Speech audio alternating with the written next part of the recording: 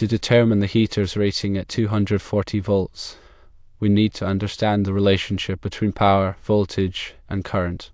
The fundamental formula that governs this relationship is power, measured in watts, equals voltage, measured in volts, multiplied by current, measured in amps. This is expressed as power equals voltage times current. In the initial scenario, the heater is rated at 2000 watts when connected to a 208 volt supply. We can use this information to determine the current flowing through the heater element. Rearranging the formula, we get current equals power divided by voltage. Plugging in the values, current equals 2000 watts divided by 208 volts, which equals approximately 9.615 amps. Now let's consider the scenario where the voltage is increased to 240 volts. A crucial assumption in this calculation is that the resistance of the heater element remains constant. This is a reasonable assumption because the physical properties of the heating element, such as its material and dimensions, do not change significantly with a change in voltage. Since the resistance is constant, and we know the current at 208 volts, we can assume that the current will stay relatively the same. Therefore, we can calculate the new power rating at 240 volts by multiplying the new voltage by the previously calculated current. The new power rating equals 240 volts multiplied by 9.615 amps, which equals approximately 2307.6 watts. However, the answer provided in the question assumes the current remains exactly the same and performs the calculation as new power rating equals 240 volts multiplied by 2000 watts divided by 208 volts. This equals approximately 2307.69 watts. While this approach is faster, it's technically skipping a step and relies on the same underlying principle. In practice, there could be a small variation in the actual current due to factors such as temperature changes in the heating element or minor fluctuations in the voltage supply. However, for most practical purposes, this calculation provides a reasonably accurate estimate of the new power rating. Therefore, based on this calculation, the heater's rating at 240 volts would be approximately 2307.69 watts. The formula used is based on Ohm's law, which states that voltage equals current multiplied by resistance. This is expressed as voltage equals current times resistance. Combining Ohm's law with the power formula, we can derive alternative formulas for calculating power. Since voltage equals current times resistance, we can substitute this into the power formula to get power equals current squared multiplied by resistance. This is expressed as power equals current squared times resistance. Similarly, since current equals voltage divided by resistance, we can substitute this into the power formula to get power equals voltage squared divided by resistance. This is expressed as power equals voltage squared divided by resistance. These alternative formulas can be useful depending on the information available.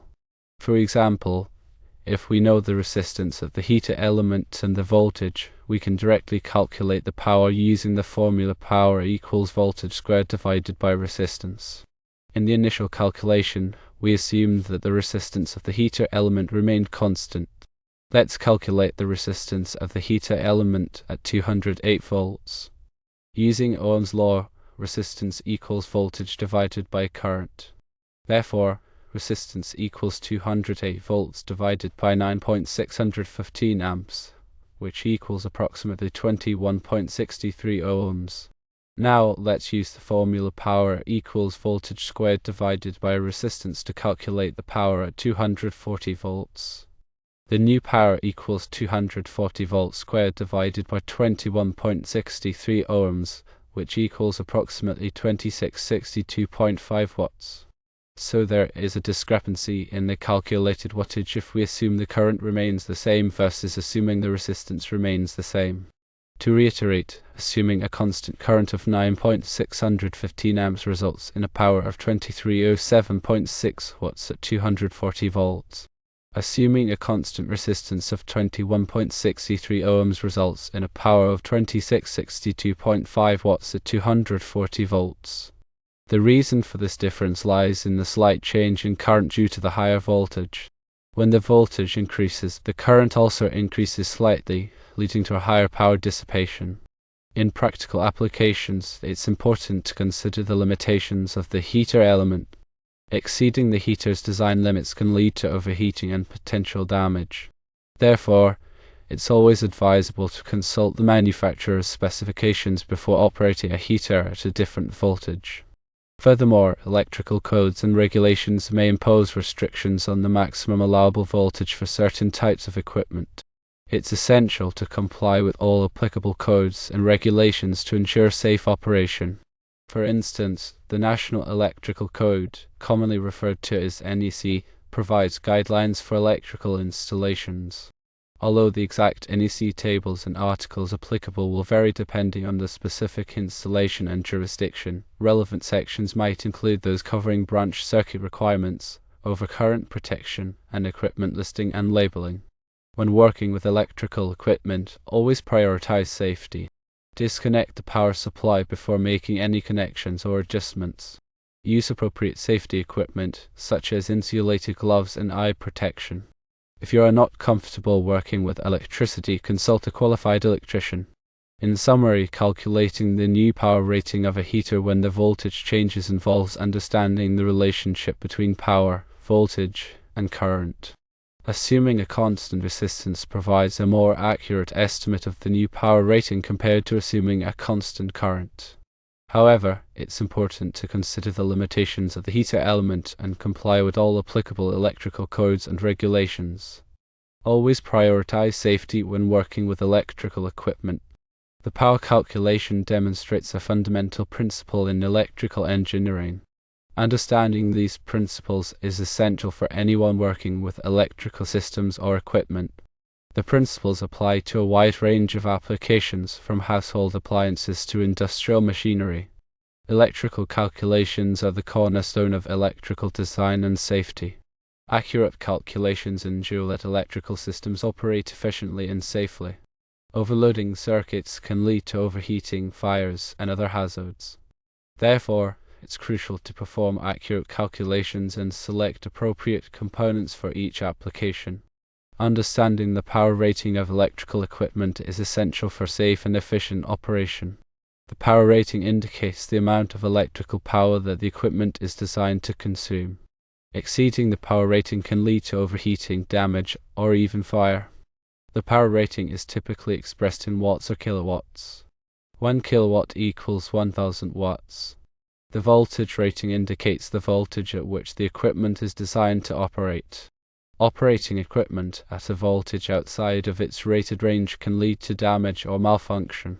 The voltage rating is typically expressed in volts.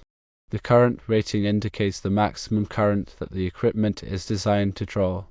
Exceeding the current rating can lead to overheating, damage, or tripping of circuit breakers. The current rating is typically expressed in amps. The resistance is a measure of how much the device resists the flow of electrical current. It is measured in ohms. A high resistance means that it is difficult for current to flow, while a low resistance means that current can flow more easily. Resistance depends on the material, length, and cross-sectional area of the conductor. Different materials have different resistivities, which is a measure of how much they resist the flow of current. Longer conductors have higher resistance than shorter conductors. Thicker conductors have lower resistance than thinner conductors. Temperature also affects resistance. For most materials, resistance increases with temperature. Ohm's law is a fundamental law in electrical engineering that relates voltage, current, and resistance. It states that voltage equals current times resistance.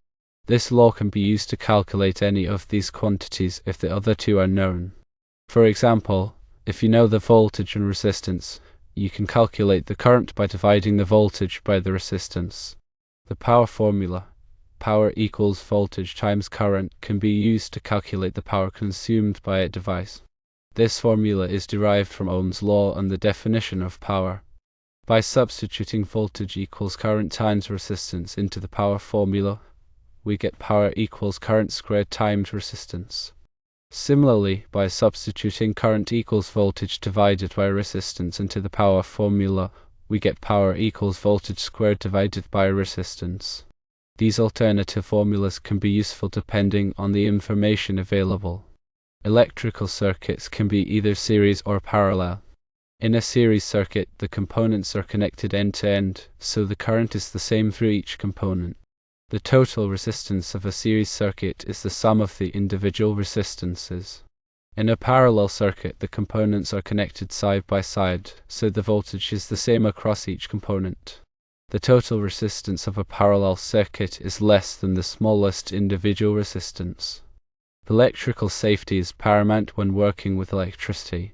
Always disconnect the power supply before making any connections or adjustments. Use appropriate safety equipment, such as insulated gloves and eye protection. Never work on electrical equipment when you are wet or standing in water.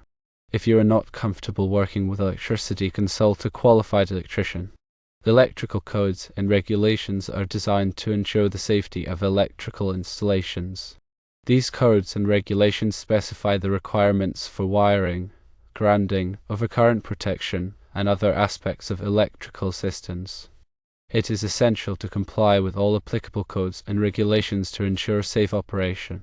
The National Electrical Code, or NEC, is the most widely adopted electrical code in the United States. It is updated every 3 years by the National Fire Protection Association. The NEC provides comprehensive guidelines for electrical installations, covering everything from wiring methods to equipment requirements. Electrical engineering is a broad field that encompasses the design, development, and testing of electrical systems and equipment. Electrical engineers work in a variety of industries, including power generation, telecommunications, electronics, and manufacturing. They design and develop everything from power grids to smartphones. Electrical engineering requires a strong foundation in mathematics, physics, and computer science.